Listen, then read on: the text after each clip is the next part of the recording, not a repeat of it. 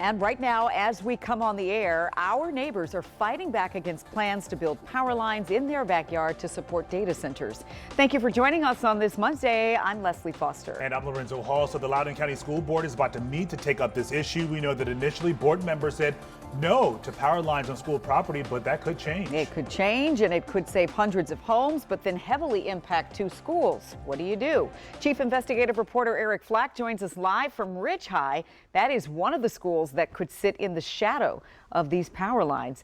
So Flack, a lot of complicated decisions to make.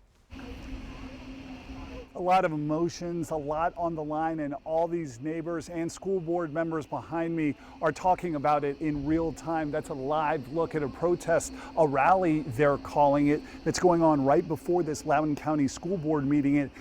They're calling it a rally because that woman at the podium right now, she is a neighbor near this school district.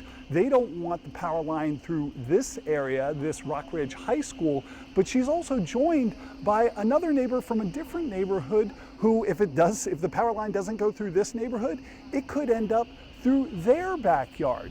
They are all coming together to say all of these options are bad ideas because no matter what happens, wherever Dominion Energy puts this massive transmission line, somebody in this community is going to pay the price.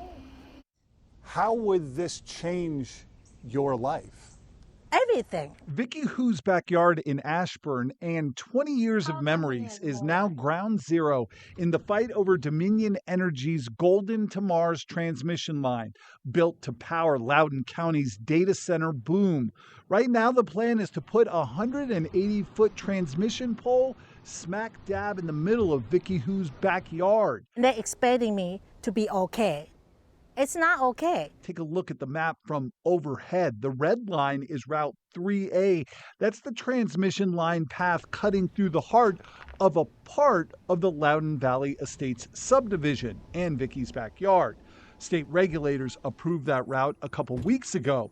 Now, Route 4 in the blue was the route that regulators actually preferred for the lines because it impacts fewer homes, but it runs along school property, towering over athletic fields at Rock Ridge High School and a different group of families' backyards. When they say best option, they're not talking about residents, they're not talking about children, they're really talking about money.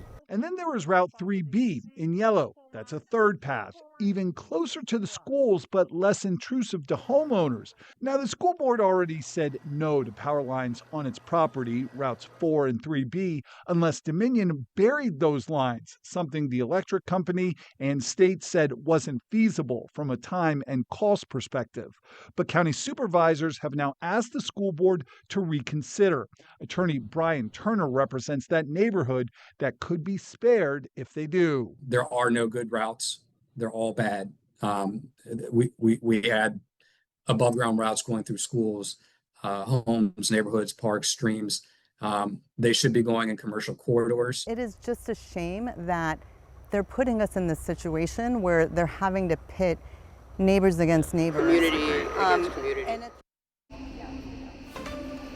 Yeah, and students against students. That's a live look at one of the students at Rock Ridge High School who is speaking out against the transmission line coming through this area and talking about the potential impact it would have on students in this community. I did speak to one of the school board members from this district. She thinks she already has the votes to reject any potential plan to, reverse course and allow the transmission lines through this school district, which would keep them in that Ashburn neighborhood that we profiled last week, the Statue of Liberty home, as we've known it, because that transmission line would be as tall as half of the Statue of Liberty. But the school board is also going to ask tonight for the state regulators to hear them out. They say they've never been heard out by the state regulators, and they want to try and take one last shot at convincing state regulators that none of these options are acceptable, and all of them would have huge ramifications for whichever way those transmission lines go.